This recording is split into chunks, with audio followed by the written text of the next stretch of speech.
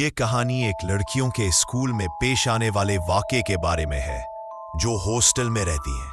तो कहानी से पहले हमारे चैनल स्टोरीवर्स को सब्सक्राइब करें, वीडियो को लाइक करें और अपने दोस्तों के साथ जरूर शेयर करें।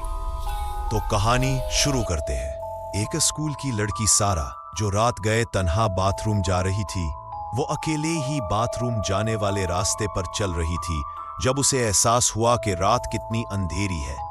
क्योंकि बहुत देर हो चुकी थी, बाथरूम की लाइट्स बंद थीं। उसने समझा कि उस वक्त रात में वो वाहिद तालबा होगी, लेकिन फिर उसने किसी को देखा। वो एक लंबे बालों वाली लड़की की शक्ल में थी जो आईने के सामने अपने बाल सुनवार रही थी, क्योंकि उसके बाल अभी तक खुश्क नहीं हुए थे, क्योंकि फर्श पर पानी के कुछ कतरे गिर रहे थे।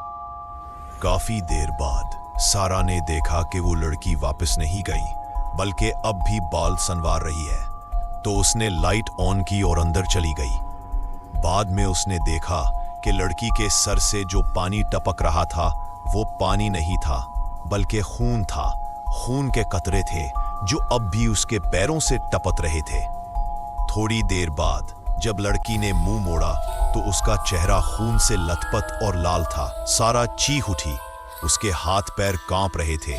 वो इतनी खौफजदा थी कि उसके पास फौरी तौर पर बाथरूम से बाहर निकलने और मदद के लिए चीखने के सिवा कोई चारा न था। अचानक किसी ने उसे झंझोड़ा।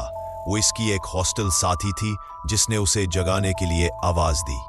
जागते ही उसे एहसास हुआ कि ये सिर्फ एक ख्वाब था, लेकिन एक हॉस्टल साथी ने बताया कि जब वो ख्वाब देख रही थी तो कोई खिड़की से छलांग लगाकर इमारत से बाहर गिर गई थी।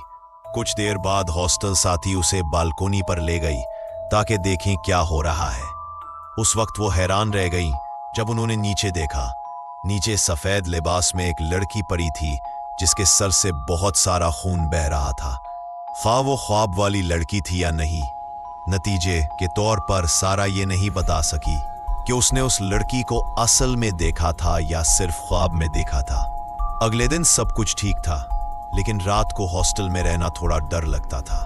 कुछ दिनों बाद रात को दूसरी हॉस्टल साथी भी गहरी नींद में सो गई। सिर्फ सारा अब भी वहां मेकअप उतार रही थी। सारा की एक साथी इस वक्त जागी जब उसे कमरे से टहलने की आवाज आई। जागते ही उसकी साथी ने देखा कि सारा अब भी वहीं बैठी है, जैसे मेकअप लगा रही हो। इसे अजीब लगा और वो तजस्सुस में पड़ गई। उसने कई बार आवाज दी, लेकिन सारा ने जवाब नहीं दिया और कमरे की लाइट्स भी नहीं जल रही थी। तो वो सारा के पीछे चलकर गई और देखा उस दौरान सारा अपनी भिनवे वाली जगह पर बार बार एक आईब्रो पेंसिल इस्तेमाल कर रही थी, जिसके नतीजे में एक गहरा और बड़ा जख्म बन गया था जो तकलीफ दह लग रहा था। ये देखकर वो सारा का हाथ खींचना चाहती थी, लेकिन सारा की पकड़ बहुत मजबूत थी। इसलिए उसने दूसरी हॉस्टल साथियों को मदद के लिए जगाया। दूसरी हॉस्टल साथियों ने एम्बुलेंस को बुलाया और सारा को हॉस्टल से ले गईं। हॉस्टल पहले लड़कियों के आराम की जगह हुआ करता था, लेकिन अब ये एक डरावनी जगह बन चुका था। जब सारा की कहानी फैलनी शुरू हुई तो वो हमेशा फिक्रमंद रहती थी कि सोने के बाद कोई खौफनाक वाकया फिर से पेश आएगा। सोने के बाद उसने सफेद लिबास वाली लड़की का ख्वाब देखा। अचानक एक सफेद लिबास उस पर गिर गया। घबराहट में वो फिर से ख्वाब से जागी। सारा वाहिद नहीं थी जिसने ये सूरत हाल देखी।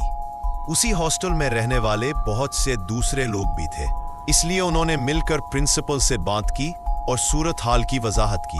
मुख्तलिफ दबावों की वजह से बहुत से हॉस्टल इमारतें खाली छोड़ दी गईं और लड़कियां एक नई हॉस्टल इमारत में मुंतकिल हो गईं। और फिर कोई अजीबोगरीब वाकयात पेश नहीं आए। हर बार जब कोई पुरानी हॉस्टल इमारत के पास से गुजरता तो वो खिड़की में खड़े किसी शख्स को देखती। शाम को वो शक्ल अब भी बहुत हकीकी लगती थी, सफेद लिबास पहने हुए, हवा में लहराते हुए और जंगली बेजान आंखें। तो स्टोरीवर्स को सब्सक्राइब करें, वीडियो को लाइक करें और अपने दोस्तों के साथ शेयर करना मत भूलें। तो मिलते हैं अगली कहानी में।